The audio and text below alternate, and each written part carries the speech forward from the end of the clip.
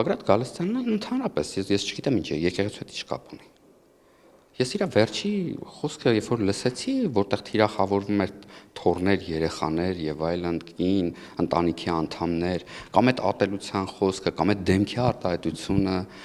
չգիտեմ, այս ամեն ինչը եկեղեցու հետ ինչ կապ ունի, ուզում եմ հասկանամ։ Արդյոք էս այն եկեղեցին է, որը հանդուրժողականություն է քարոզում։ Արդյոք էս այն եկեղեցին է, որը սեր է քարոզում։ Համամարտկային արժեքներ է քարոզում։ Եվ արդյոք էս այն եկեղեցին է, որ օրինակ մոլորյալ ոչխարի հետևից է գնում եւ ոչ թե հոտը բաժանում չարքերի եւ չգիտեմ ինչերի։ Ենթադրենք իր գիտակցությամբ մենք մոլորյալ ոչխարներ ենք։ Ենթադրենք, իհարկե տենց չի, բայց իրանց ձևակերպմամբ, իրանց բաներով սենց են վերաբերվում։ Էսա լինում խոսույթը, չէ՞, այնտեղ չկա եկեղեցի, ես այնտեղ, այսինքն իր բանը, ես այնտեղ հոգևոր խոսք չեմ լսել։ Ցավում եմ, բայց չեմ լսել։